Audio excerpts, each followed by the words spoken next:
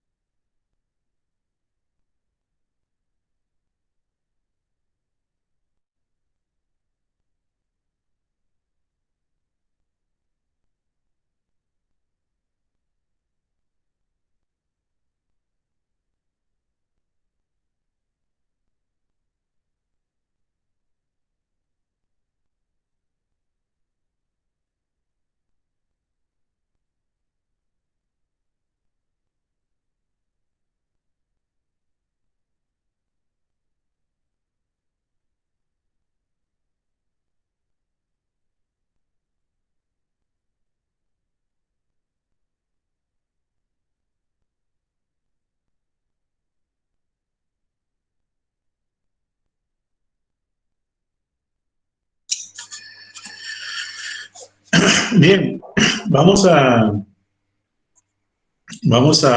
empezar con la clase de hidrodinámica. Y para ello vamos a usar gran parte de lo que ya vimos en la clase pasada de hidrocinemática, sobre todo en relación a la notación esencial de algunas variables, en relación a la representación matemática de los campos de velocidades, aceleraciones y demás. Y la clase de hoy va a ser un poco la primera parte de hidrodinámica. La vamos a completar la clase siguiente para que ya tengan el material para después desarrollar en la parte práctica, ¿no? Así que si me permiten, les comparto pantalla. Así ya vamos comenzando. Creo que queda muy poco para ingresar. Si es que alguno golpea la puerta, lo hacemos entrar a la sala. Bueno, esencialmente lo que estudia la hidrodinámica, ¿verdad? Es el movimiento de los fluidos, en particular de los líquidos y en particular del agua, que es el objeto de estudio de nuestra materia. Pero en este caso ya considerando o teniendo en cuenta las fuerzas que le imprimen el movimiento de los fluidos. En cinemática habíamos visto la caracterización del movimiento, pero habíamos hecho abstracción por el momento de las fuerzas que intervienen en la generación y en el mantenimiento de ese movimiento. Esencialmente la finalidad que se persigue aquí en hidrodinámica es deducir las ecuaciones fundamentales que rigen el movimiento de los líquidos considerando todo el conjunto de fuerzas que intervienen. Y para ello nos valemos de una aplicación de los principios generales de la física, los principios de conservación, ¿verdad? Principio de conservación de la materia, principio de conservación de la masa, de Lavoisier, ¿verdad? Principio de conservación de la cantidad de movimiento, o sea, la ecuación fundamental de la dinámica de Newton, principio de conservación de la energía, que sería la ley termodinámica, etcétera. Y en cuanto a las ecuaciones que van a resultar de los análisis que se llevan a cabo para aplicar esos principios generales de la física al movimiento de los líquidos, la forma que van a tener esas ecuaciones dependen esencialmente del enfoque que apliquemos. Y habíamos visto que podemos aplicar un enfoque que le llamamos genéricamente como enfoque microscópico, a nivel de una partícula fluida pequeña, infinitesimal, y en ese caso las ecuaciones que deducimos son ecuaciones diferenciales, y también podemos aplicar un enfoque macroscópico, es decir, refiriendo el análisis a un sistema y un volumen de control finito, una región importante del espacio, y en ese caso las ecuaciones que resultan son ecuaciones de tipo integrales. A ver si hacemos ingresar a alguien aquí. Bien, en el estudio de la hidrodinámica, como decimos, puede ser a nivel de una partícula fluida o a nivel de un elementito infinitesimal fluido, cuando analizamos sobre todo tubos de corriente, que muchas de los problemas hidráulicos de la ingeniería civil se pueden analizar con ese enfoque de tubos de corriente, como habíamos visto en la clase pasada, o aplicar a un volumen grande, un volumen de control, digamos, compatibilizando el movimiento del sistema fluido en relación a ese volumen de control que puede estar fijo o móvil en el espacio. Bueno, llegado el momento lo vamos a ver en detalle. El otro tema o la otra gran división que hacemos en el estudio de la hidrodinámica y en la deducción de las ecuaciones fundamentales tiene que ver con una consideración idealizada del tipo de líquido sobre el cual vamos a estudiar el movimiento. En ese sentido, el artificio que se utiliza en la hidrodinámica es dividir a los líquidos en dos grandes grupos que se denominan líquidos ideales y líquidos reales. En rigor, obviamente, todos los líquidos, todos los fluidos que existen en la naturaleza son reales. ¿Qué quiere decir reales? Que entre sus propiedades físicas se destaca la presencia de viscosidad, es decir, son líquidos viscosos. ¿Y qué tenía que ver con la viscosidad? Bueno, la resistencia del líquido a los esfuerzos tangenciales, esfuerzos de cizallamiento o esfuerzos de corte, ¿verdad? Sin embargo, en algunos problemas que vamos a estudiar en hidráulica, muchas veces es conveniente suponer que el líquido es carente de viscosidad. Entonces, a ese tipo de líquidos se le denominan líquidos invísidos, o sea, carentes de viscosidad. Eso no quiere decir que no tengan viscosidad. Lo que quiere decir que bajo determinadas condiciones el efecto de la viscosidad puede ser mantenido al margen, puede ser no tan significativo, y eso simplifica mucho las ecuaciones. Entonces, eso nos facilita, nos allana el camino para el tratamiento matemático de las ecuaciones, y lo que podemos hacer es deducir las ecuaciones considerando que los líquidos son ideales, es decir, invísidos, no viscosos, y al final aplicar las correcciones pertinentes para tener en cuenta el efecto de la viscosidad. Esa suele ser una estrategia útil y de interés práctico, ¿verdad?, para estudiar el movimiento de los líquidos. Entonces vamos a diferenciar el análisis entre líquidos ideales y líquidos reales. Hecha esa consideración, vamos a lanzar el estudio de las ecuaciones fundamentales que vamos a ver en este curso. Entonces, las ecuaciones fundamentales que vamos a ver, hay muchas, ¿no? Pero esencialmente para este curso se han seleccionado algunos enfoques que nos sirven a los efectos del análisis de determinados tipos de movimiento que ocurren con mayor asiduidad en el campo de la ingeniería civil. En primer lugar, vamos a deducir la ecuación de continuidad. Eso implica aplicar la ecuación o el principio de conservación de la masa. Y para eso lo vamos a deducir, primero en forma general para un flujo, una partícula fluida, pero un flujo tridimensional, es decir, donde son importantes las tres componentes de la viscosidad, en el sentido X, Y y Z respectivamente. Y también la vamos a deducir para el caso de flujo predominantemente unidimensional, usando el concepto de tubos de corriente, que habíamos visto en la clase de cinemática cómo se consideraban utilizando el concepto de líneas de corriente, ¿verdad? Un tubo de corriente está compuesto por un conglomerado de líneas de corriente. Esa sería una de las ecuaciones fundamentales que vamos a deducir. Otras ecuaciones de interés son las ecuaciones dinámicas, pero para líquidos ideales, es decir, líquidos invícidos o carentes de viscosidad.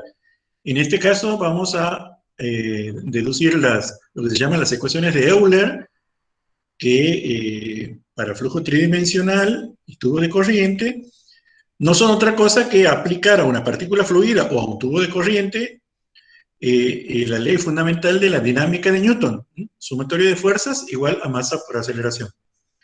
En el caso de las ecuaciones de Euler, se expresan esas relaciones para líquidos ideales, carentes de viscosidad.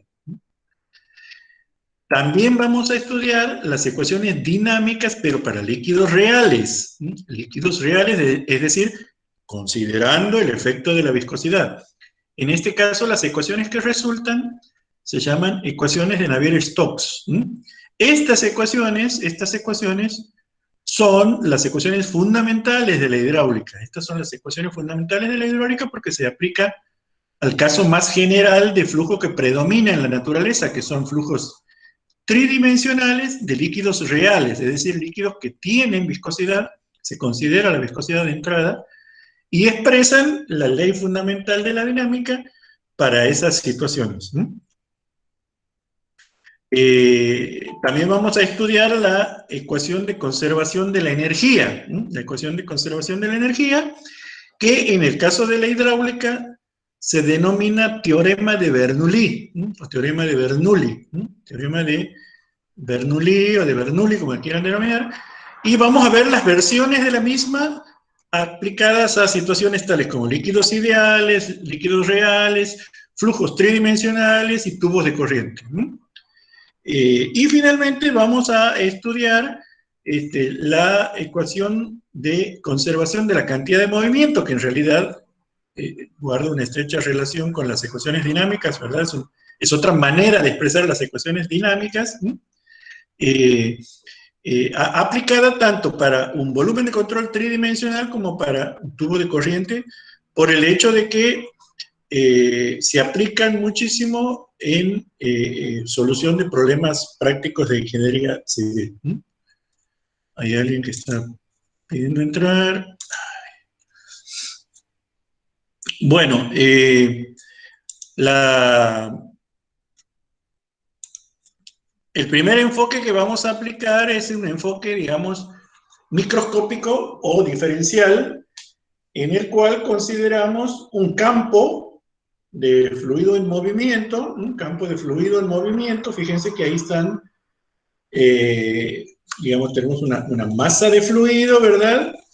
Una región del espacio referida a un sistema de ejes coordenados, cartesianos ortogonales, x, y, z, y en el espacio el movimiento lo representamos a través de uno de los recursos que usamos para visualizar el movimiento de los fluidos, que son las líneas de corriente. Y en ella vamos a considerar un elemento infinitesimal, un volumen que tiene en forma de paralelepípedo y que tiene volumen diferencial de B. Hemos comentado en alguna ocasión que cuando usamos la B, esta así tachadita, significa volumen, y eso habitualmente lo utilizamos para diferenciarla de otra B corta, que ya la vimos la clase pasada, que nos representa velocidad. Entonces, para diferenciar velocidad de volumen, el volumen lo hacemos con una B corta, así tachadita. Es una cuestión de notación. En los libros utilizan una B gótica, ¿verdad? O una B cursiva, o sea, otro tipo de fuente para representar el volumen respecto de la velocidad. Pero muchas veces eso llama confusión y nosotros vamos a utilizar así una B tachadita para diferenciarlo. Entonces, cuando lo visualizamos en detalle a ese elementito infinitesimal de volumen, vamos a ver de qué manera aplicamos la ecuación de continuidad, es decir, el principio de conservación de la masa para el caso más general. ¿Cuál sería el caso más general? Que el flujo es tridimensional, es decir, variable espacialmente. El flujo es no permanente. ¿Eso qué quiere decir? Como vimos la clase pasada, variable temporalmente. Y se trata de un fluido que puede ser compresible. Si bien es cierto, el agua es muy poco compresible, tiene una compresibilidad muy baja, pero vamos a ver el caso más general que podamos imaginarnos, que puede ser un fluido compresible. Vale decir que las ecuaciones que vamos a deducir se pueden aplicar tanto a los líquidos como a los gases, a todos los tipos de fluidos que existen en la naturaleza. Con la finalidad de no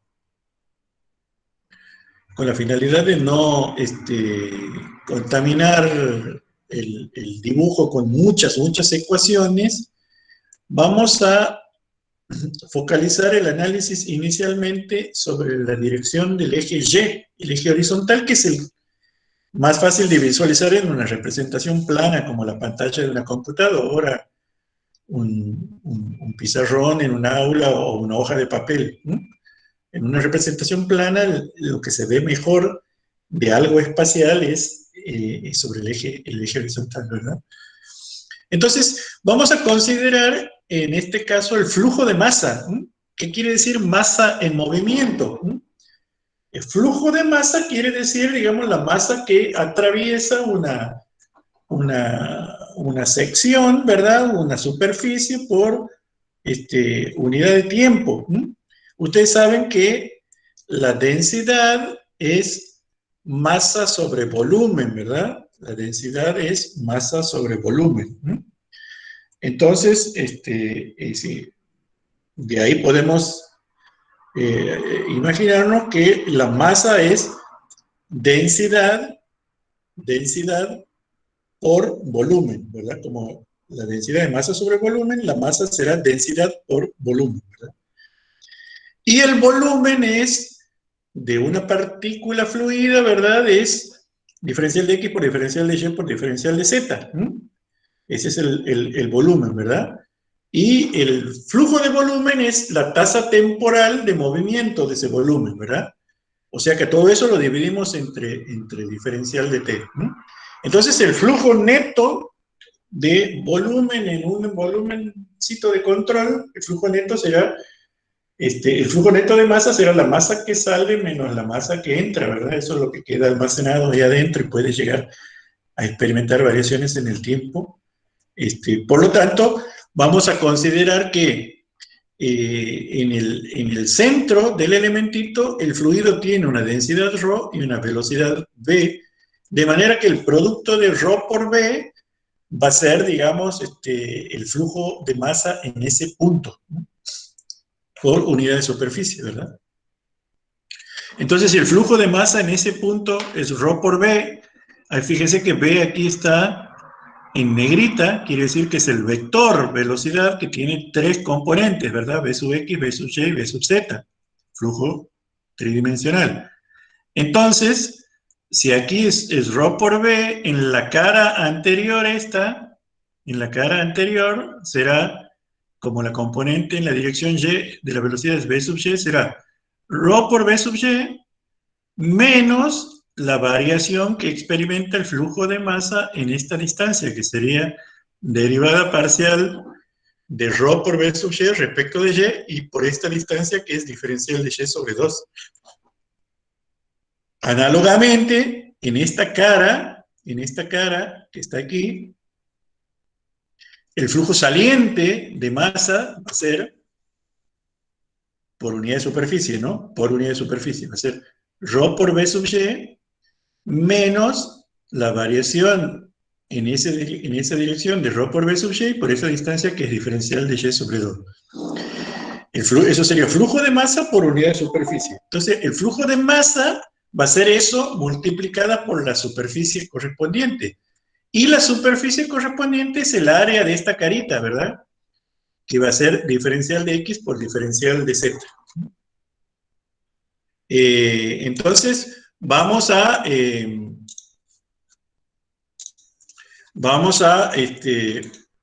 ver de qué manera aplicamos el principio de conservación de la masa a ese elemento fluido, a este elementito fluido. El principio de conservación de la masa nos dice que, bueno, la masa no puede variar porque la materia no puede ni crearse ni destruirse, ¿verdad? O sea, entonces, la materia permanece constante en el tiempo, total. O sea que la derivada o la variación de masa en el tiempo tiene que ser igual a 0 para el elementito fluido. ¿Cuáles son las posibles formas en las que podría variar la masa? Bueno, sería, por un lado, la cantidad neta de masa que atraviesa la superficie exterior del elemento por unidad de tiempo. O sea, la superficie exterior de este elemento está compuesta por 6 caras, ¿verdad? De las cuales nosotros aquí estamos analizando únicamente 2 de ellas en la dirección Y. O sea, lo que analicemos y lo que logremos deducir para Y lo vamos a generalizar para el resto de las caras, ¿no? Esta sería la cantidad neta de masa que atraviesa la superficie del exterior del elemento en la unidad de tiempo. ¿Y qué otra posibilidad de variación de masa podemos tener? Bueno, la rapidez de cambio de la masa en el interior del elemento, o sea, la rapidez de variación de la masa contenida en ese elementito. Esas dos posibles variaciones tienen que anularse para respetar el principio de conservación de la masa, ¿verdad? Entonces vamos a ver de qué manera representamos matemáticamente cada una de estas componentes. Aquí tengamos en cuenta que van a ser 6, ¿verdad? Bueno, fíjense ustedes que si consideramos la dirección Y, va a ser lo que sale menos lo que entra. Lo que sale es esto por diferencial de X, diferencial de Z, que sería el área de esta cara, ¿verdad? Y lo que entra es esto por diferencial de X, diferencial de Z, que sería el área de esta cara, ¿verdad? Cuando hacemos la resta de estas dos cosas, nos queda, luego de simplificar, que el flujo neto de masa en la dirección Y termina siendo la derivada respecto de Y de ρ por V sub Y, y todo eso multiplicado por el volumen del elementito. De esta manera podemos incorporar después el efecto en la dirección vertical Z y en la dirección horizontal X, ¿verdad? Entonces tenemos esto que está aquí sería para Y, lo hemos puesto aquí en el medio. Si haríamos el mismo razonamiento para X, obtendríamos este término, y si haríamos el mismo razonamiento para Z, obtendríamos este término. El diferencial de volumen resulta un factor común a los 3. Entonces, esto sería el flujo neto de masa, ¿verdad?, que atraviesa la superficie elemental de la superficie de ese volumen elemental de fluido, ¿no? La superficie exterior de ese volumen elemental de fluido. Y esto que está aquí adentro sería la derivada respecto al tiempo de la masa contenida aquí adentro. ¿Cuánto es la masa que que contiene aquí dentro? Bueno, densidad por volumen, ¿verdad? Rho por dx, de y, de z. Entonces, el segundo término sería derivada parcial respecto del tiempo de Rho por diferencial de x, diferencial de y, diferencial de z. Entonces, sumando ambas cantidades e igualando a cero, tenemos esta expresión igual a cero. Y el volumen es factor común de ambas expresiones, ¿verdad? Aquí y aquí. ¿Por qué? Porque el volumen está fijo en el espacio y permanece inalterable con el tiempo. Entonces, este volumen puede salir fuera del signo de derivada. Cuando sale fuera del signo de derivada, y como están igualados a cero, ¿verdad? Se divide miembro a miembro entre el volumen y nos queda esta expresión que está aquí sombreadita en celeste, que nos dice que la derivada respecto de x de Rho por b sub x más la derivada respecto de y de Rho por b sub y más la derivada respecto de z de Rho por b sub z más la derivada respecto al tiempo de la densidad tiene que ser igual a cero. Esa es la expresión general, la ecuación general de la ecuación de continuidad para el caso general que nos habíamos planteado. Flujo tridimensional, no permanente y un fluido compresible. El caso más general posible que podemos tener en la práctica. Esta es una ecuación que la tenemos que grabar a fuego porque la vamos a utilizar mucho en todos los análisis que vienen. Sin embargo, existen situaciones particulares con las cuales podemos simplificar a esta ecuación. ¿Por qué? Porque es una ecuación diferencial en derivadas parciales, ¿verdad? Y que tiene 4 variables independientes, x, y, z y t, ¿verdad? O sea que la solución de esa ecuación es poder deducir el campo de velocidades, las 3 componentes de la velocidad, ¿verdad? Y la densidad distribuida en el espacio, en cualquier punto del espacio, conocer la densidad y el vector velocidad. Obviamente tendríamos que combinar esa ecuación diferencial con otras que nos permitan, ¿verdad?, deducir esa solución. Obviamente las otras justamente provienen de la ecuación dinámica. La ecuación dinámica se expresa con 3 componentes, van a ser 3 ecuaciones diferenciales más esta, 4 ecuaciones diferenciales con 4 incógnitas que se resolverán para determinadas condiciones de contorno, condiciones de borde, y determinadas condiciones iniciales, referidas al tiempo. Bueno, ¿cómo podemos simplificar esta ecuación general? ¿Cómo podemos simplificar esta ecuación general? Bueno, podemos suponer, muchos de los problemas prácticos pueden admitir la suposición de que el flujo es permanente. En ese caso, las derivadas respecto del tiempo se anulan. En este caso, las derivadas respecto del tiempo se anulan. O sea que, para el caso de flujo permanente, como vimos en la clase pasada, las derivadas respecto al tiempo se anulan y podemos eliminar este cuarto término de la ecuación. Al eliminar este cuarto término, nos quedan los 3 primeros, ¿verdad? Entonces, esta que está sombreadita aquí en este colorcito, digamos, magenta suavecito, sería la versión de la ecuación de continuidad para el caso de flujo compresible permanente.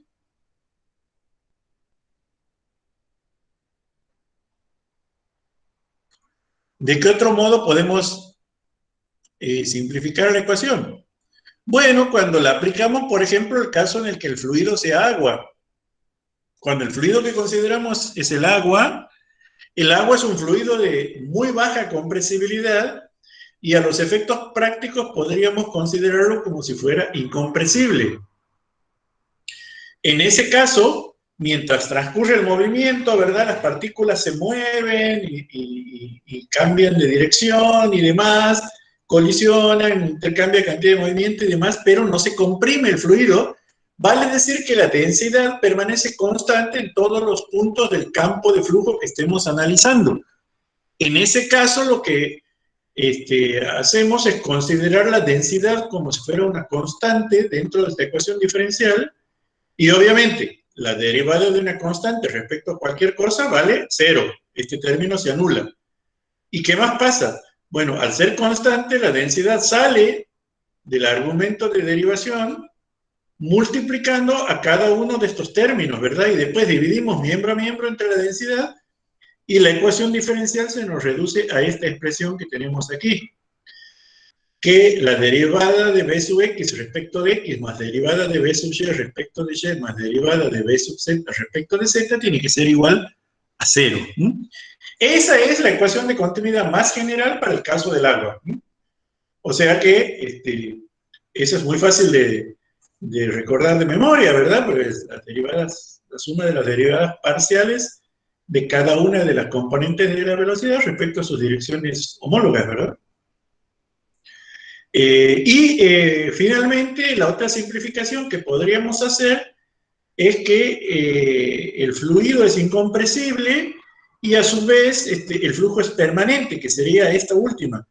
El fluido incompresible, bueno, es la misma que esta, que el ρ es constante y que el flujo es permanente, es la misma que esta, que las derivadas respecto al tiempo se anulan. Obtenemos esta ecuación que es la misma que la anterior, ¿verdad? O sea que esta ecuación es válida tanto para flujo incompresible no permanente como para flujo incompresible permanente, para las dos. Estas serían las versiones diferenciales de la ecuación de continuidad del flujo 3D, flujo tridimensional, expresadas en forma escalar, ¿no? Está expresado como componente. En forma vectorial, esto sería aplicar, ¿verdad?, el operador nabla haciendo el producto escalar con el vector nabla, el vector del operador nabla, producto escalar con el vector velocidad, que es el concepto de divergencia, ¿verdad? O sea que nabla por velocidad tiene que ser igual a 0, que no quiere decir que en forma vectorial la ecuación de continuidad se expresaría como que la divergencia del vector velocidad se hace igual a 0. ¿Qué es lo que pasa en el caso de un tubo de corriente? En el caso de un tubo de corriente, aplicamos el mismo principio. En este caso, obviamente, tenemos el tubo de corriente, cada una de estas líneas celestitas envolventes son líneas de corriente, es decir, no hay flujo lateral, ni entrante, ni saliente, sino el intercambio de flujo se da únicamente por los extremos, por el área A sub 1 y el área A sub 2, ¿verdad? Dentro del tubo de corriente vamos a considerar un elemento infinitesimal en forma cilíndrica, como este, ¿verdad?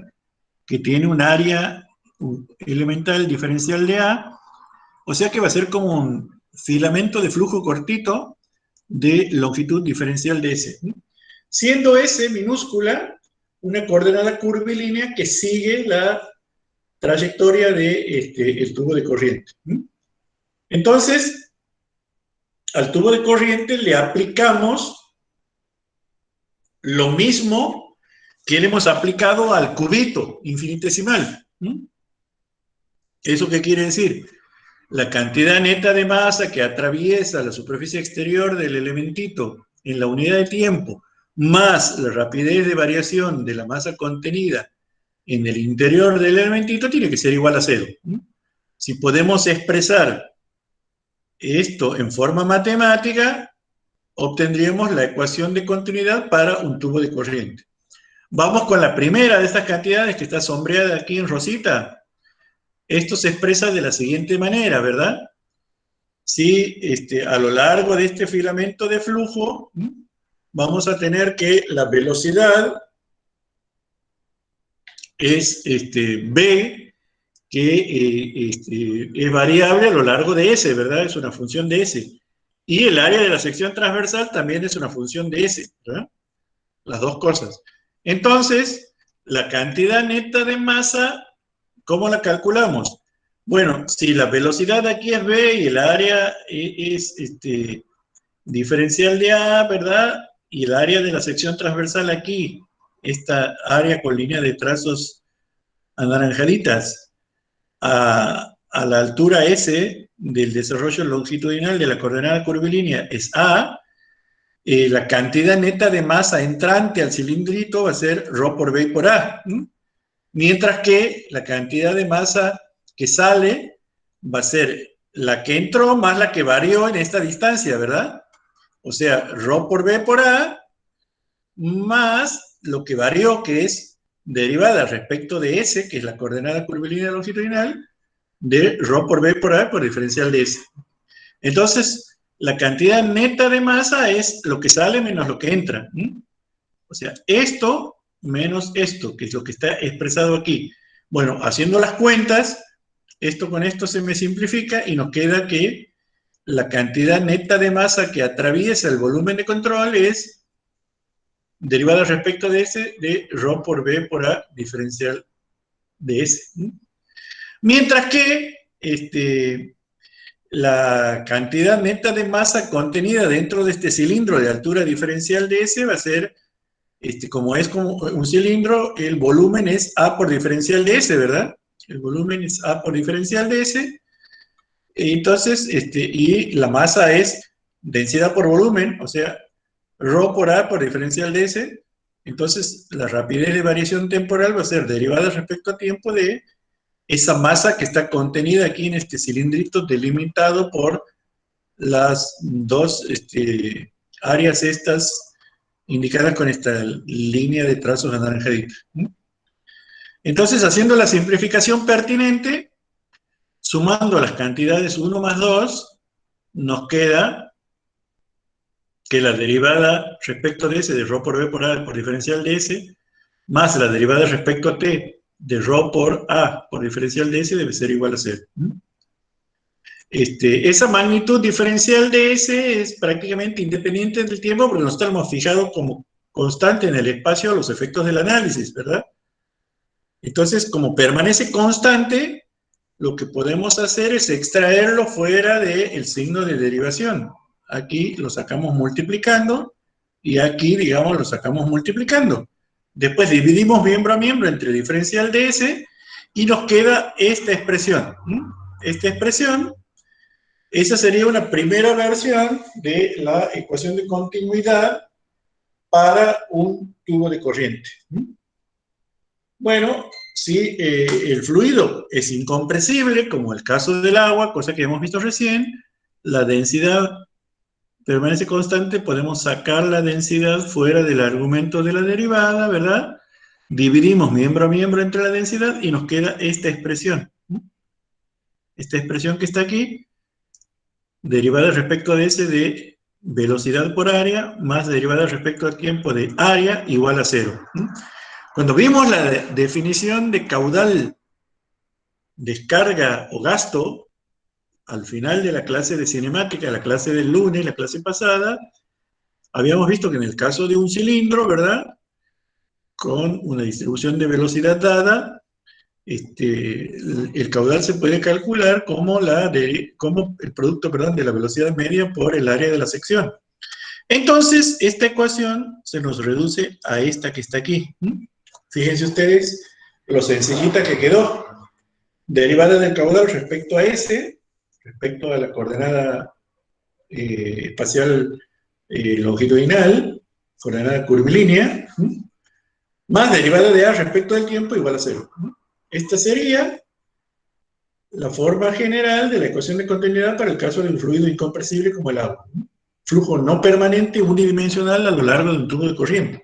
O sea, esta ecuación es aplicable a tuberías, a canales, a ríos, donde el flujo es predominantemente unidimensional.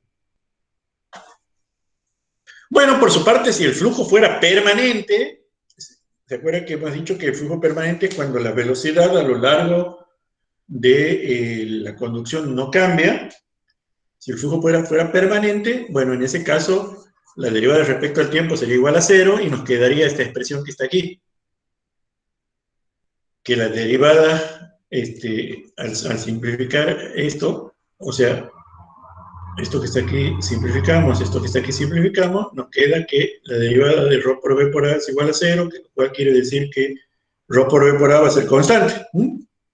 Y si la densidad es constante, a por b va a ser constante, o sea que el producto de A1 por B1, A1 por B1, el área por la velocidad aquí, va a ser igual a A2 por B2 y en general va a ser igual a área por B a lo largo de todo el tubo de corriente, lo cual quiere decir que el caudal se mantendrá constante a lo largo del tubo de corriente, que es la forma en la que se expresa la ecuación de continuidad para un tubo de corriente cuando el flujo es permanente. Esta ecuación tan sencilla que está aquí abajo, la vamos a usar muchísimo en la solución de problemas prácticos siempre y cuando podamos considerar que el flujo es permanente. Muchos problemas prácticos se pueden resolver de esa manera. Por ejemplo, el flujo en una tubería de abastecimiento con consumo constante se puede considerar, ¿verdad?, que es permanente. Entonces, a recordar, esta sería la forma general para flujo no permanente y esta ecuación sería para flujo permanente. Bueno, hasta aquí lo que tiene que ver con la ecuación de continuidad. Vamos a ver ahora las ecuaciones de la dinámica. Las ecuaciones de la dinámica. Vamos a empezar a verlas, hasta ver hasta dónde llegamos con el horario. Nos queda un ratito más.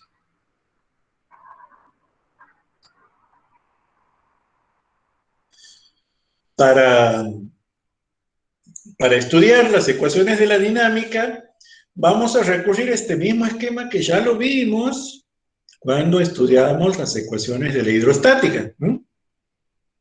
Es decir, tenemos que recordar cuáles son las fuerzas que actúan en un fluido. Son fuerzas de superficie y fuerzas de masa. Las fuerzas de superficie son debido a la presencia de esfuerzos normales, que habitualmente son de compresión, son como este, pero apuntando hacia el fluido, ¿verdad?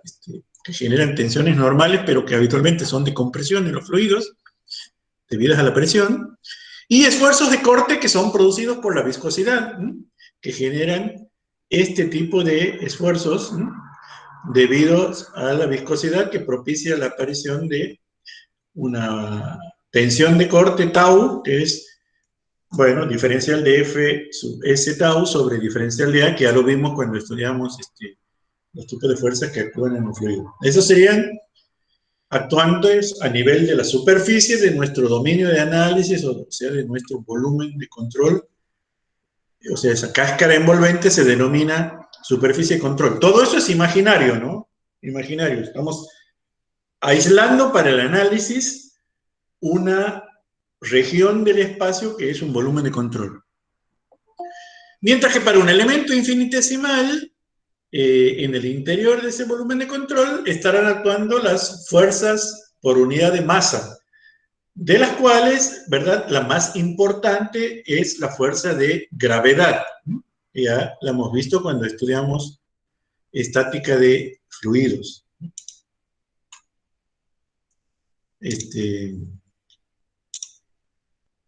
Entonces vamos a ver de qué manera aplicamos las ecuaciones fundamentales de la dinámica de Newton, las ecuaciones fundamentales de la dinámica de Newton, o sea, fuerza igual a masa por aceleración, para encontrar las relaciones entre las fuerzas que actúan en los fluidos y las aceleraciones, que ya sabemos cómo se calculan, porque los vimos en cinemática. Nuevamente, en el volumen de control S grande, vamos a considerar un elementito infinitesimal de volumen diferencial de B. Y sobre el mismo estarán actuando todas estas tensiones que ya hemos visto, que forman parte del tensor de tensiones, ¿verdad? Tensiones de corte sobre las caras y, digamos, tensiones normales representadas por sigma, que en definitiva son de signo opuesto, y la tensión media normal actuante en un elemento de fluido es la presión P cambiada de signo, ¿verdad? O sea, sigma XX más sigma YY más sigma ZZ dividido 3 es igual a menos P. Esto es algo que ya lo sabemos. Y por otro lado, las fuerzas de masa, ¿verdad? Que aquí las representamos con letras X, Y, Z mayúsculas y en negritas con un vectorcito arriba, de las cuales en el campo gravitatorio terrestre cobra mayor relevancia la fuerza de gravedad, que sería menos Z, ¿verdad? O si ustedes quieren, Z sería igual a menos G, porque la fuerza de gravedad actúa en el sentido vertical descendente. Cuando la particularicemos al análisis para el campo gravitatorio terrestre. Entonces vamos a analizar las fuercitas que actúan en un elemento fluido como el que acabamos de ver. Vamos a considerar un elemento de volumen diferencial de B tachadita, diferencial de B que es igual a diferencial de X por diferencial de Y por diferencial de Z, ¿verdad? Diferencial de X por diferencial de Y y por diferencial de Z es el volumen del elemento infinitesimal este. Vamos a considerar que el centro de gravedad se ubica aquí, lo simbolizamos con la letra G mayúscula, aquí en rojo, está el centro de gravedad, y que la presión ustedes saben que es una función continua en el espacio, pero en ese puntito, en el centro de gravedad, vale P. Vale P, que es variable con X y Z, ¿verdad? Y a su vez las fuerzas másicas que están, no las pongo aquí, sino las pongo aquí separaditas, que están actuando en el centro de gravedad, son respectivamente X, Y y Z. Entonces, al ser la presión P aquí, las fuerzas normales que van a estar actuando en cada una de las 6 caras del elementito este, están indicadas aquí. Si la presión aquí vale P, en esta cara valdrá P menos la variación de P en esta distancia, ¿verdad? En esta distancia que es diferencial de Y sobre 2, ¿verdad? Sería esta. Y la fuerza sería la presión por el área, y el área en la que actúa es diferencial de X por diferencial de Z. Mientras que la presión en esta cara será P más la variación de P en esa distancia por el área en la que actúa, que sería diferencial de X, diferencial de Z. Lo mismo para las otras caras, ¿verdad? Y vamos a considerar ahora que el fluido es ideal. Si el fluido es ideal, todas estas tau se me hacen cero. ¿Por qué? Porque no hay viscosidad. Es un fluido idealizado que no tiene viscosidad. Entonces, en estas caras únicamente van a estar actuando las fuerzas normales debidas a la presión. Y vamos a ver cómo aplicamos la ecuación de la dinámica. Sumatoria de fuerzas igual a masa por aceleración, para encontrar lo que se llaman las ecuaciones de Euler para un fluido ideal. Entonces, ¿cuáles van a ser las fuerzas actuantes? Las fuerzas de superficie, únicamente conformadas por la presión en las 6 caras del elementito, más las fuerzas másicas conformadas por sus 3 componentes X, Y, Z. Esas son las fuerzas actuantes. Entonces, la ecuación dinámica aplicada al elemento establece que, como el elemento tiene una masa diferencial de m, las fuerzas, la sumatoria vectorial de las fuerzas tiene que ser igual a la masa por la aceleración. Esta es una ecuación vectorial. O sea que estos vectores se pueden descomponer en sus 3 componentes según el sentido de los ejes coordenados cartesianos ortogonales X, Y, Z, ¿verdad? Entonces, la masa del elemento infinitesimal será densidad por volumen, ¿verdad? O sea, ρ por diferencial de X, diferencial de Y, diferencial de Z. Entonces, si se aplica la ecuación dinámica, por ejemplo, para el eje X, se obtiene lo siguiente. Sumatoria de las fuerzas en el eje X. La fuerza de masa, X es la componente de la fuerza masa en la dirección X, más las 2 fuerzas de presión que actúan en el eje X, ¿verdad? La que viene de allá de atrás, que sería esta, y la que empuja de aquí por adelante, que sería esta otra, ¿verdad? Como esta es positiva y esta es negativa, ¿verdad? Entonces, vamos a sumarlas a estas tres, y esto es igual a masa por la aceleración en el sentido X. La masa del elementito que es esto y la aceleración en X. Ya sabemos, ¿se acuerdan que la aceleración en X era la derivada total de la velocidad X respecto del tiempo? Entonces, hacemos las cuentas, simplificamos esta expresión, nos queda X menos 1 sobre ρ por la derivada parcial de la presión con respecto a X igual a la aceleración en X. ¿Por qué? Porque dividimos miembro a miembro entre la masa. Dividimos miembro a miembro entre la masa. O bien, podemos poner X menos 1 sobre ρ por la derivada parcial de la presión respecto de X igual a la derivada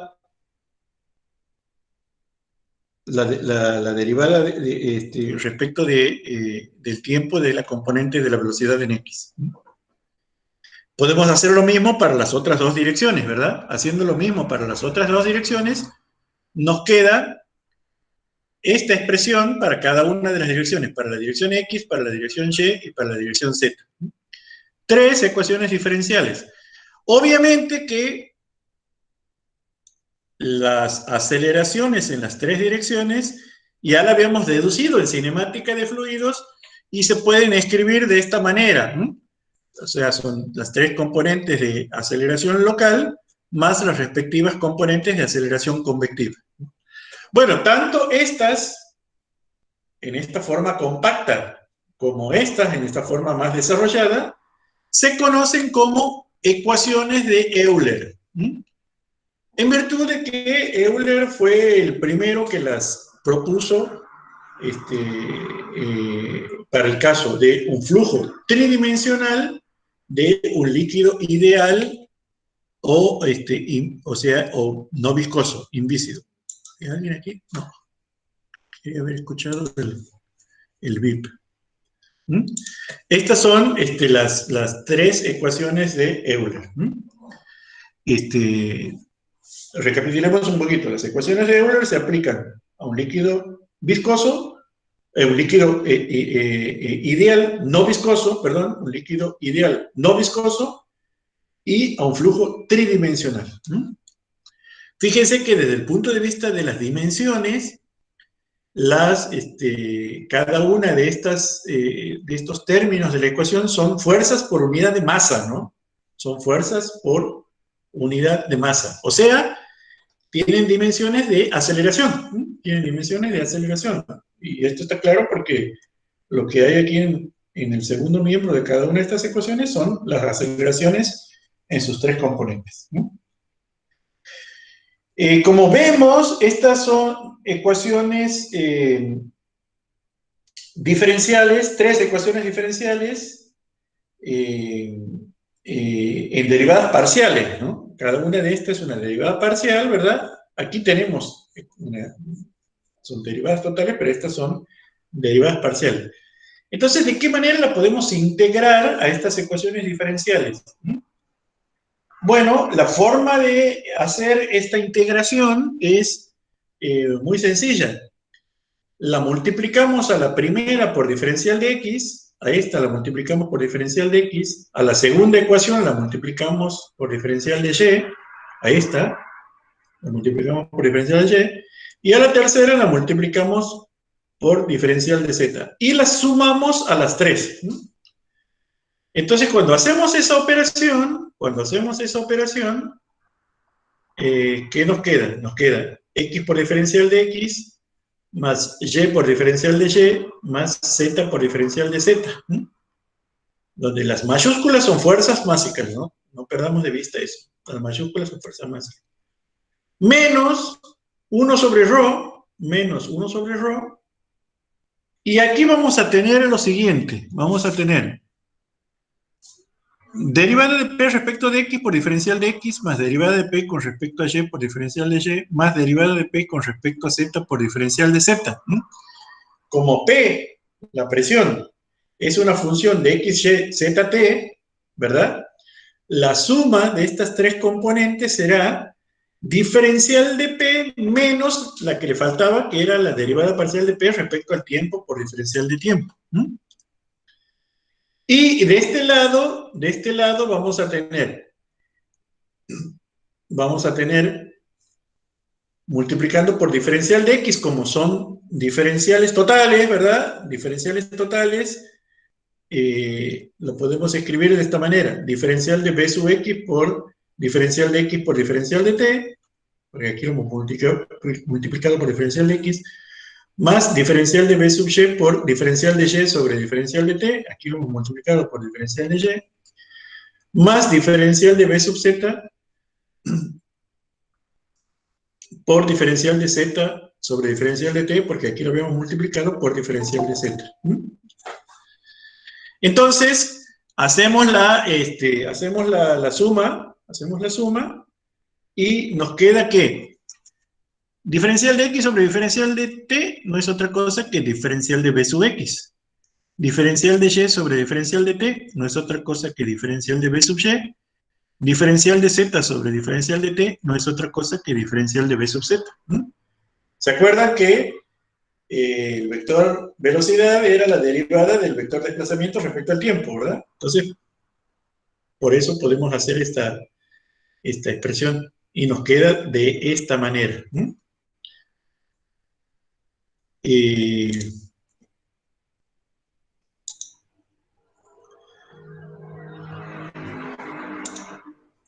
Fíjense ustedes que aquí, al final, tenemos esta ecuación diferencial. A las tres ecuaciones diferenciales, al final la hemos sumado y la hemos convertido en una única ecuación diferencial que se denomina ecuación única de Euler o ecuación fundamental de la hidrodinámica.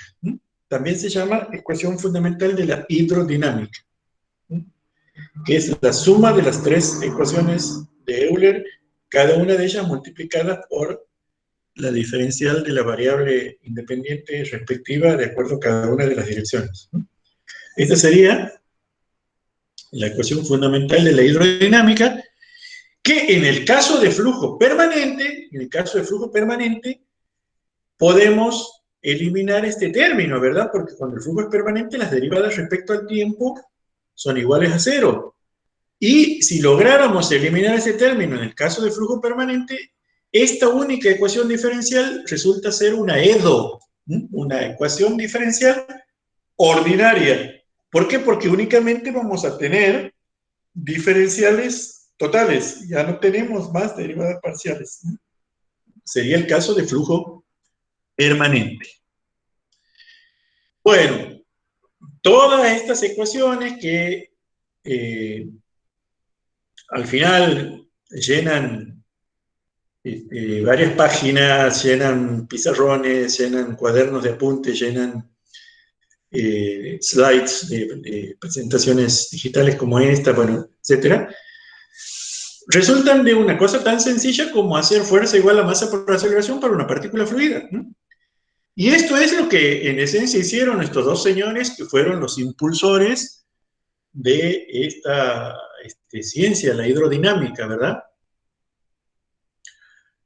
Por un lado, Daniel Bernoulli, y por otro lado, Leonhard Euler, Euler, como le quieran decir en alemán, que fueron dos matemáticos, físicos. Esa época eran de todo, ¿verdad? Matemáticos, físicos, astrónomos, médicos, eran dos científicos contemporáneos. Esto es importante decirlo, fueron contemporáneos.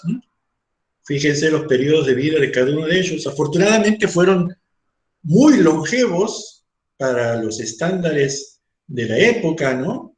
Digamos hacia el siglo XVIII, prácticamente cubriendo casi la totalidad del siglo XVIII, la vida de estos dos enormes científicos. Hacia el siglo XVIII la expectativa de vida era, digamos, algo más de 40 años, ¿no? Cerca de 50 años, ¿no? Y por suerte estos señores fueron muy longevos, lo que les permitió desarrollar un sinnúmero de contribuciones a la matemática, a la física, y en particular a la hidrodinámica, ¿no? Ambos también vivieron en los mismos lugares, ¿no? O sea, en lo que se llama, la ciudad que se llama Basel, actual territorio de Suiza, ¿no? O Basilea, en cuanto a su acepción española, ¿no? Que es, bueno, para ustedes deben saber, ¿verdad? El lugar de donde es Roger Federer, que es un tenista muy destacado de la actualidad, es una... Pasó la ambulancia. Es una ciudad de Suiza. Si bien Bernoulli había nacido en Holanda porque su padre, digamos, Bernoulli provenía de una familia de mercantes y de matemáticos. Su padre en su momento estaba comisionado ahí en Groningen, en Holanda, nació ahí, siendo niño nomás ya se trasladó a Basel, en Suiza, y su padre fue profesor de él mismo. Su padre se llamaba Johann Bernoulli, fue profesor de él mismo, de Daniel y de Euler. Y a su vez, ambos fueron contratados, ¿verdad?, por la realeza rusa, y se trasladaron a la Academia de Ciencias de San Petersburgo, en el actual territorio de Rusia, en la época de los zares, ¿verdad? Catalina I, que era la esposa de Pedro el Grande, y allí fue donde desarrollaron sus contribuciones más importantes a la hidrodinámica. Por eso vamos a ver que estos dos nombres aparecen de manera muy reiterativa en todos los estudios que tienen que ver con la hidrodinámica, porque fueron unas contribuciones realmente significativas, y las leyes que lograron establecer se aplican a la fecha, ¿no? Daniel Bernoulli y Leonhard Euler, ¿no? Entonces, habíamos llegado aquí a esta expresión, ¿no? Vamos a ver cómo la integramos a esta expresión, ¿no?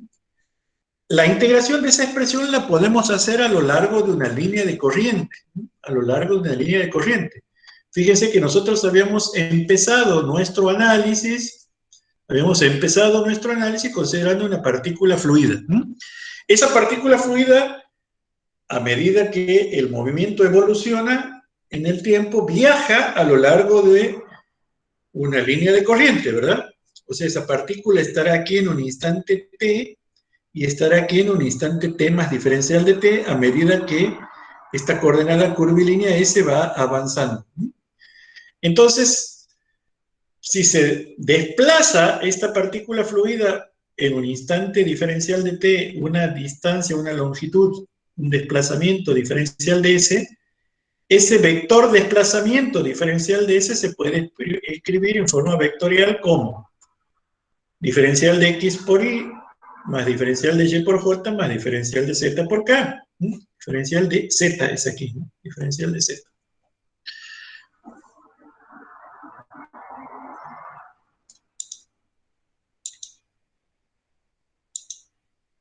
Está como ecuación. Ya lo vamos a cambiar para cuando les pase la presentación. Ese es Z. Esto de copiar y pegar muchas veces es mal consejero, porque después uno se olvida de los reemplazos. Pero eso es diferencial de Z. Donde I, J y K son los vectores fundamentales. Esto ya lo vimos en cinemática, ¿verdad? Y también ya vimos que el vector de desplazamiento se podía expresar de esta manera.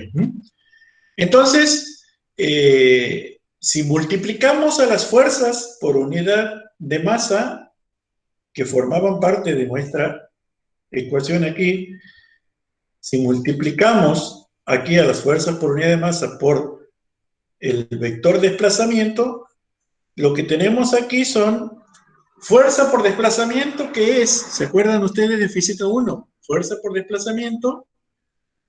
¿Alguien me puede decir qué es fuerza por desplazamiento? Trabajo. Efectivamente, es trabajo mecánico, ¿verdad? Una fuerza que empuja algo o que tracciona algo y se desplaza, está realizando un trabajo mecánico, ¿verdad? O sea, esta expresión de multiplicar fuerzas por unidad de masa y por desplazamiento, nos indica que estamos hablando de trabajo o más generalizadamente energía por unidad de masa, ¿no? O sea que aquí tenemos, en rigor, energía por unidad de masa, ¿no? ¿Por qué? Porque estamos haciendo a las fuerzas que actúan en este elementito desarrollar un trabajo mecánico o una energía a lo largo del movimiento, ¿no? Entonces, si además consideramos que el flujo es permanente, a esta expresión, ¿verdad? A esta expresión la podemos simplificar anulándole la derivada respecto al tiempo. ¿Qué es lo que tenemos aquí en el segundo miembro? Fíjense que en el segundo miembro teníamos el producto de las velocidades por sus diferenciales. Si nosotros multiplicamos el vector velocidad por el vector diferencial de velocidad, el vector velocidad va a ser b sub x por y más b sub y por j más b sub z por k, donde y, j, k son los versores fundamentales, ¿verdad? Y el vector diferencial de velocidad va a ser diferencial de b sub x por y más diferencial de b sub y por j más diferencial de b sub z por k. Si multiplicamos ambas cosas, el producto escalar de dos vectores es módulo por coseno del ángulo, ¿verdad? El producto de un vector por otro es módulo por el coseno del ángulo que forman ellos. Entonces, cuando multiplicamos 3 por 3 vamos a tener 9 términos, de los cuales 6 se anulan. ¿Por qué? Porque cuando multiplicamos una velocidad por su diferencial cruzada, o sea, por ejemplo, velocidad b sub x por diferencial de b sub y, por ejemplo, b sub x por diferencial de b sub y, es el módulo de b sub x por el módulo de diferencial de b sub y por el coseno del ángulo, y el coseno del ángulo que formarían serían 90, ¿verdad? Que es 0. El coseno de 90 es 0. Por lo tanto, de los 9 términos, únicamente nos quedan como no nulos los que son los productos homólogos de velocidades por sus respectivas diferenciales, que son estas que están aquí. Los otros 6 se anulan. O sea que a esta expresión que está aquí, a la suma de estas 3 componentes, la podemos finalmente escribir como que esto es b por diferencial de b. Y fíjense cómo se nos va achicando esta ecuación. Al ser flujo permanente, esto se me hace 0 y nos queda esta expresión general. Y si bajamos al campo gravitatorio terrestre, en el campo gravitatorio terrestre, tanto x como y valen 0 y z vale menos g. Entonces, esta expresión se me reduce a esta que está aquí. Me queda g por diferencial de z, más diferencial de p sobre ρ, más b por diferencial de b. Entonces, al final del día, este conjunto de ecuaciones diferenciales de Euler me queda expresada como esta única expresión que está aquí, que esto ya es una EDO, ¿verdad? Una ecuación diferencial ordinaria, inclusive es una ecuación diferencial ordinaria de variables separadas, ¿no? En cada uno de los términos las variables están separadas, o sea, ¿cuáles son las variables? Z, P y B están separadas, ¿no? Entonces las podemos integrar, pero antes de integrarla a su vez la podemos dividir entre G. Estas recuerden que eran energías por unidad de masa. Si la dividimos entre G me quedan energía dividido M por G. O sea, van a ser energías por unidad de peso. Si la dividimos entre G y la integramos, ¿qué nos queda? Integral del diferencial de Z es Z. Integral de diferencial de P sobre gamma es P sobre gamma. E integral de 1 sobre G por B diferencial de B es 1 sobre G por B cuadrado sobre 2, que es la integral de B por diferencial de B, ¿verdad? La integral de B por diferencial de B es B cuadrado sobre 2. O sea, nos queda B cuadrado sobre 2G. igual a una constante de integración porque hemos hecho una integración indefinida. H será nuestra constante de integración. Entonces, luego de integrar las ecuaciones de Euler, finalmente nos queda esta expresión. Z más P sobre gamma más B cuadrado sobre 2G igual a H. Bueno, esta es una ecuación de enorme importancia dentro de la hidrodinámica que se llama ecuación de Bernoulli o ecuación de Bernoulli. Es una contribución esencial de este autor que integró las ecuaciones que había propuesto este autor. Y que representa, ¿verdad?, la ecuación de conservación de la energía por unidad de peso a lo largo de una línea de corriente. O sea, que a lo largo de la línea de corriente, mientras la partícula se va moviendo, va conservando su energía. ¿Cómo se puede interpretar esta ecuación? ¿Cómo se puede interpretar? Si ustedes recuerdan, vamos a olvidarnos por un momentito de las partículas fluidas y vamos a rememorar una partícula sólida, como vieron en Física 1, ¿verdad? Una partícula sólida que puede ser, tenía por acá, pero no la encuentro. A ver, un minutito, por favor.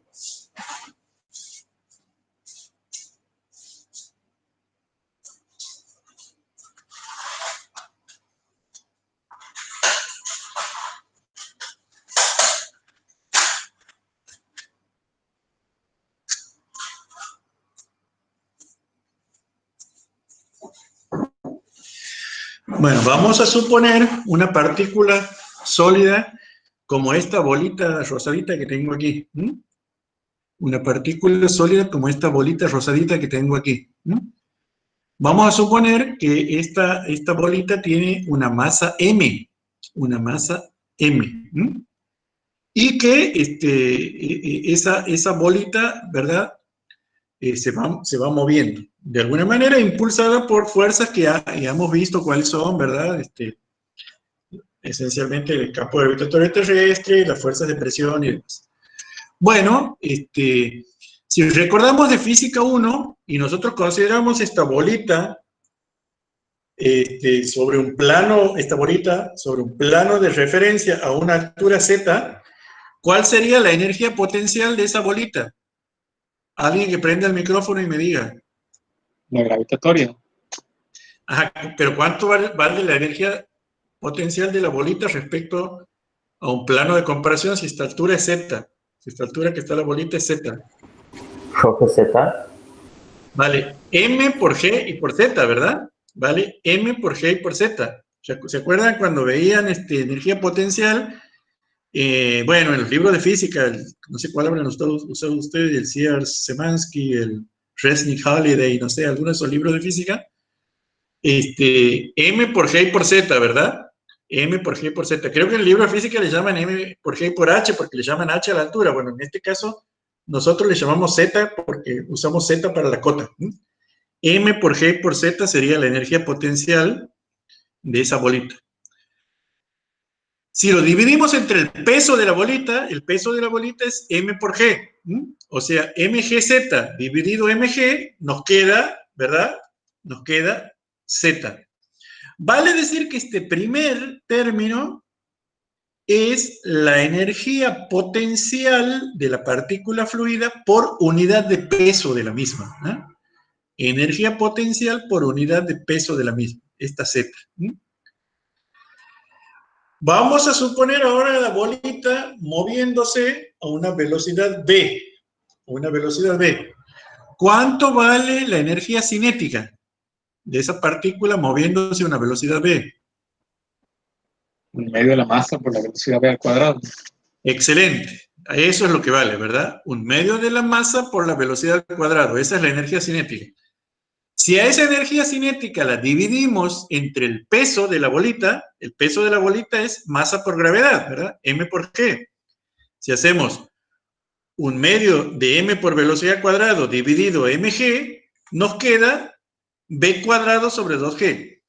O sea que este tercer término que aparece aquí, es la energía cinética por unidad de peso de la partícula fluida. Ese es el tercer término que aparece aquí. Y el del medio es el trabajo mecánico que desarrollan las fuerzas de presión por unidad de peso. O sea que esta no es otra cosa que la ecuación de conservación de la energía, que nos dice que la energía se tiene que mantener constante a medida que la partícula viaja por una línea de corriente. Y su representación gráfica la podemos ver en este esquema, en el que tenemos, esta sería la línea de corriente, ¿verdad? Siguiendo una coordenada curvilínea S, y estos puntitos negritos serían las sucesivas posiciones de la partícula a lo largo de esa línea de corriente.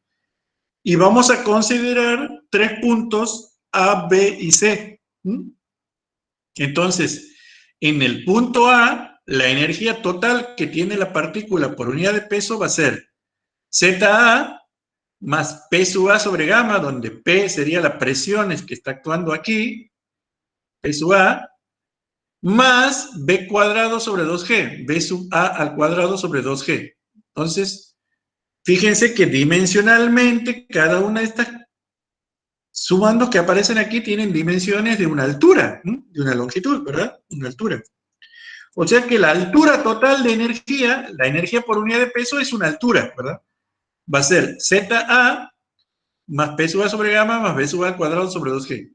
Y esa energía se conserva, porque en B vale lo mismo, vale ZB más P sub B más B sub B al cuadrado sobre 2G, y en C vale lo mismo, ¿verdad?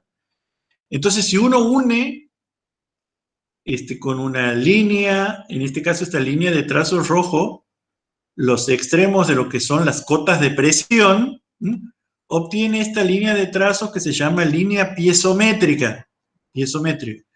Y si uno une las líneas de carga total, la línea de carga total, se obtiene esta línea de punto y trazo negro que se llama línea de carga total, que sería la energía total por unidad de peso. Como el líquido es ideal, no hay viscosidad y por lo tanto no hay frotamiento, no hay fricción entre partículas vecinas, ¿verdad? La energía se conserva horizontal, se conserva a medida que la partícula viaja, la energía total es la misma, ¿no? Se conserva, no hay transformaciones de energía ni pérdidas en forma de calor ni nada de eso, ¿no? Por lo tanto, esta sería la representación gráfica de esta ecuación, que es la ecuación de Bernoulli. Bueno, esta ecuación de Bernoulli, que la hemos deducido para un fluido tridimensional, porque hemos arrancado desde el análisis de una partícula fluida, la podemos, ¿verdad? La podemos deducir ahora para un tubo de corriente, donde el flujo es unidimensional. Si la deducimos para un tubo de corriente, perdón, vamos a hacer lo siguiente.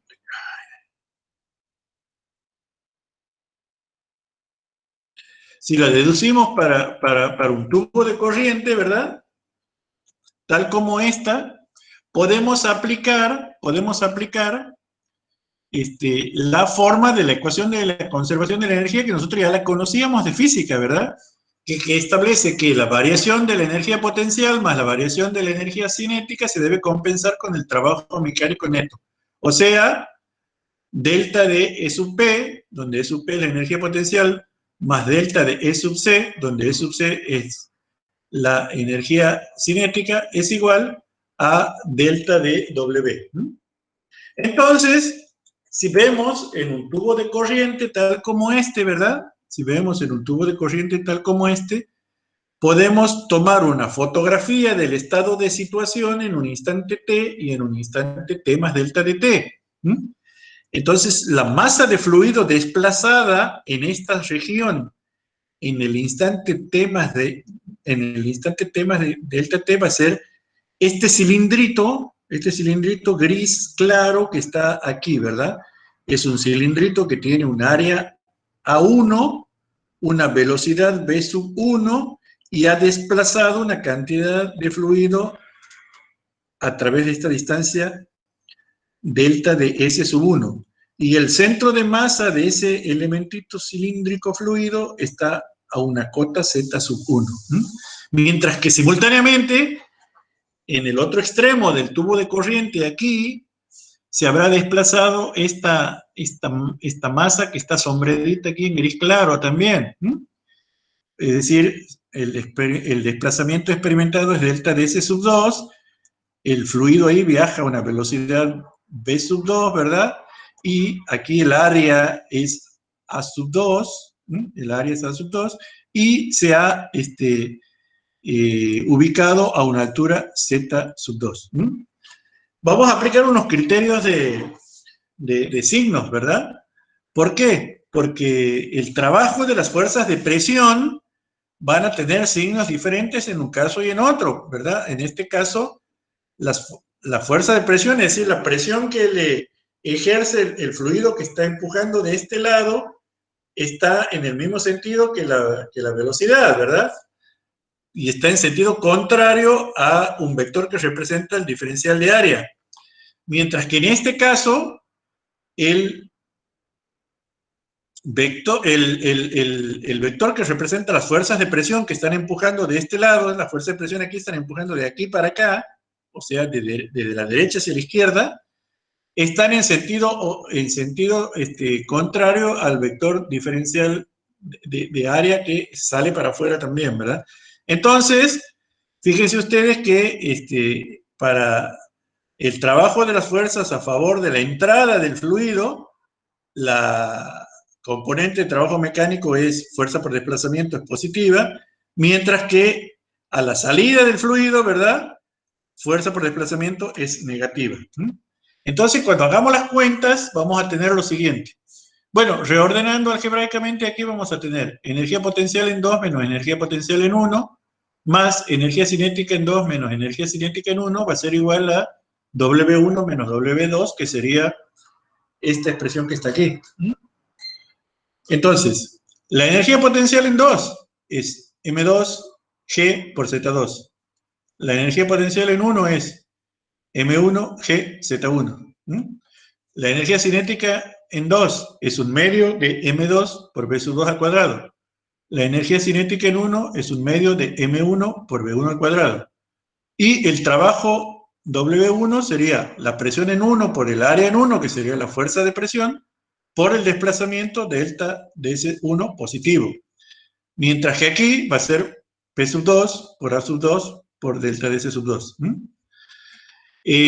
Las masas desplazadas, ¿verdad? Las masas desplazadas son todas iguales en virtud de la ecuación de continuidad, ¿no? Las masas desplazadas, esta masa desplazada, si la densidad es constante, este volumen es igual a ¿verdad?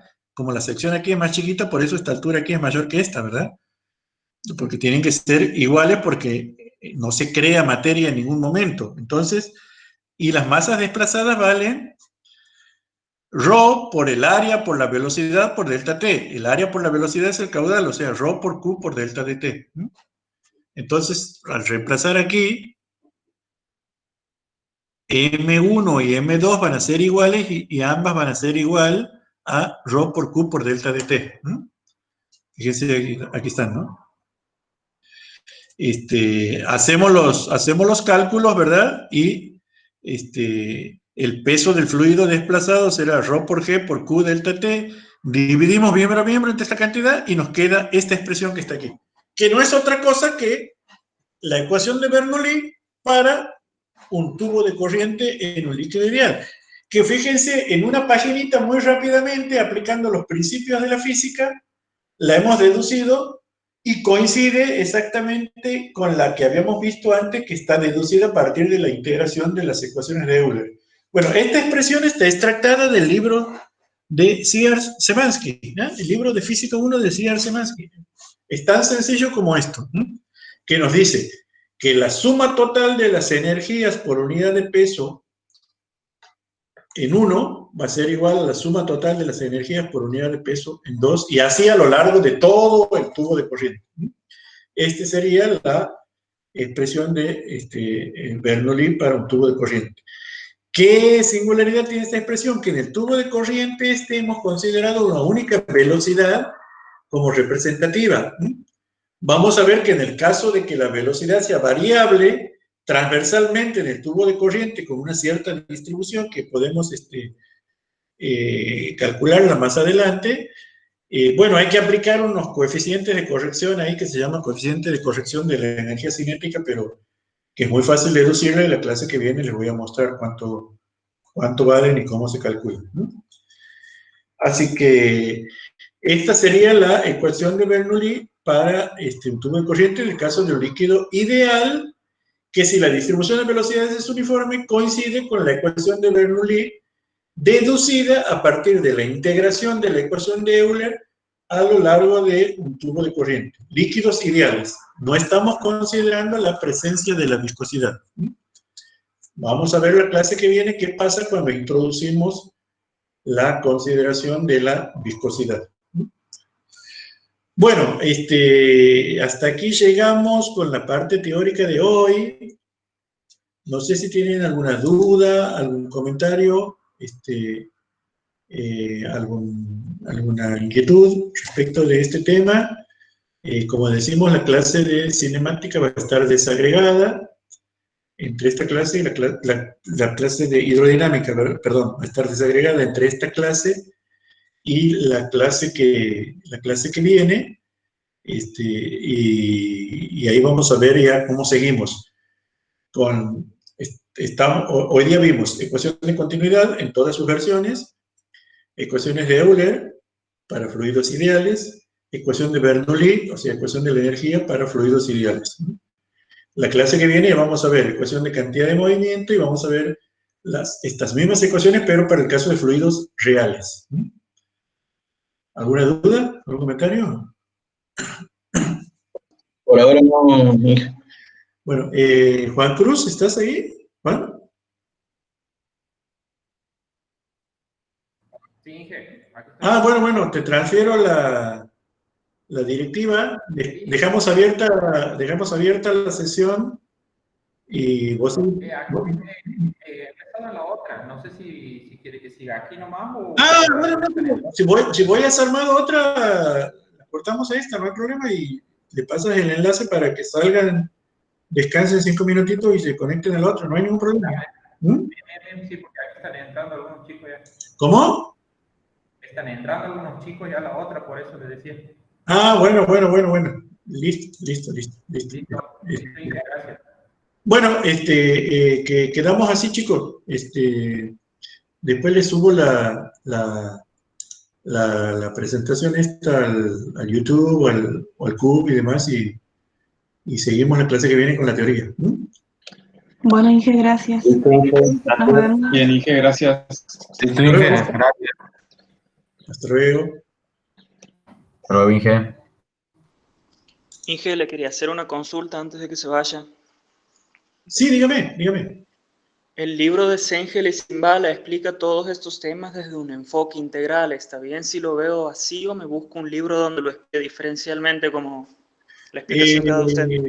Como quiera, no hay ningún problema. O sea, en el de Sengel y Simbala están los dos enfoques, ¿no? También está en forma diferencial, pero pone mucho más énfasis en el enfoque integral, porque ese es un libro de mecánica de fluidos. Nosotros en este curso vemos hidráulica, ¿no? Por eso yo les doy con un enfoque un poco más sencillo que el de Sengel y Simbala. De todos modos, en la clase que viene, creo que no, en la siguiente les voy a dar el teorema de transporte de Reynolds, que es la forma general en la que lo presenta el libro de Sengel y Simbala. No hay ningún problema. De cualquier manera está bien. Yo aquí pongo énfasis en el enfoque diferencial porque es algo que se ve de una manera más sencilla y más adaptado al nivel previo que ustedes han visto en Física 1 y también en Resistencia de Materiales cuando veían un poco la mecánica de cuerpos elásticos. Pero no hay ningún problema, si lo quieren ver desde el enfoque integral, lo pueden ver, no hay ningún problema. O sea, se aceptan los dos enfoques, son distintas maneras matemáticas de representar estos conceptos, nada más. ¿Estamos? Perfecto, Inge, muchísimas gracias. No, de nada, de nada. Cualquier cosa, Hasta si luego. tienes duda, después lo vemos. Adiós, adiós.